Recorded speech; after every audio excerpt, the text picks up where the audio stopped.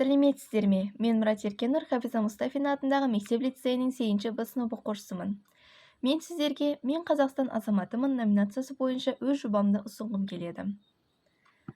Жобаның мақсаты – Қазақстанда тұратын түрлі этностардың мәдени ерекшеліктерін насихаттау, қазақ тілінің мәртебесін арттыру және оның қоғамдағы рөлін нығайту. Отбасылық құндылықтарды дәріптеу, ұлттық дәстүрлерге құрметпен қарауды дамыту, қазақстандық бірегейлік пен патриотизмді қалыптастыру, жастар арасында толеранттық пен достық қарым-қатынасты нығайту, үштілділікті дамыту, болашақ Қазақстан азаматы моделін құрастыру. Өздеріңіз білетіндей, Қазақстанда 120-130-тан астам ұлт өкілдері тұрады. Мен соңғы санақ деректері бойынша қазақ жерінде тұратын халықтың 70,4% қазақтар, 15,6% орыстар, 3,2% өзбектер, 2% украиндар, 1,5% ұйғырлар, 1% немістер және қалған 1% татарлар және басқа ұлттар екенін анықтадым. Сондай-ақ өзім тұратын қаладағы этностар үлесін қарастырдым. Зайсан қаласы тұрғындарының 97,36% қазақтар екеніне көз жеткіздім. Өзге тілдің бәрін біл, өз тіліңді құрметте демекші, біз өз тілімізді жетік меңгеруіміз керек. Қазақ тілі мемлекеттік тіл, ел бірлігінің символы. Мемлекетте қазақ тілін дамыту бойынша көптеген бағдарламалар жүзеге асырылуда. Тіл ұлттың жаны, рухани құндылығы. Әрбір азамат қазақ тілін білу патриотизмнің белгісі. Қазақ тілін білу Қазақстанды сүюмен тең. Бүгінгі жастар қазақ тілін меңгеріп, оны қоғамда кеңінен қолдануға ұмтылуы керек. Үштілділік болашаққа жол.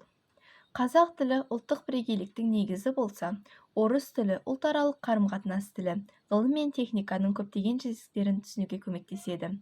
Ал ағылшын тілі жаһандану дәуіріндегі маңызды құрал.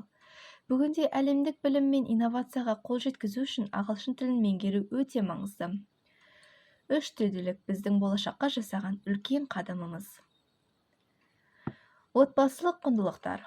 Отбасы қоғамның негізі. Отбасы құндылықтарын сақтау ұлт болашағына деген қамқорлық. Қазақ халқының дәстүрлері: үлкенге құрмет, кішіге ізет, ата-ананы қадірлеу, қонақжайлылық бұл ғасырлар бойы ұрпақтан ұрпаққа беріліп келе жатқан асыл мұра.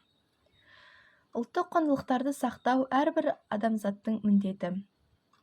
Отбасында балаға дұрыс тәрбие беру, оның болашағын жарқын етудің кепілі. Қазақстандық бірегейлік пен патриотизм. Біз өз халқымыздың дәстүрлерін сақтай отырып, Қазақстанда тұрып жатқан басқа этностардың мәдениеті мен дәстүрлеріне құрмет көрсете білуіміз керек. Ал этностар біздің тіліміз бен салт-дәстүрімізді қадірлеп, қазақ елінің патриоты болуы тиіс. Толеранттық пен достық. Қазақстан бейбітшілік пен келісім мекені.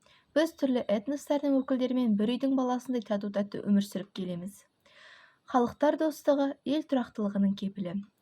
Біздің достық пен сыйластыққа негізделген қарым-қатынасымыз бүкіл әлемге үлгі.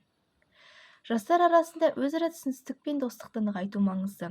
Біз бір-бірімізді құрметтеу арқылы болашағымызды жарқын ете аламыз. Жобамды қорытындылай келе, мен болашақ Қазақстан азаматының моделін құрастырдым. Әрине, болашақ Қазақстан азаматында болу керек ең маңызды қасиет – ол патриотизм. Елін сүю, оның дамуына үлес қосу. Ұлттық құндылықтарын құрметтеу.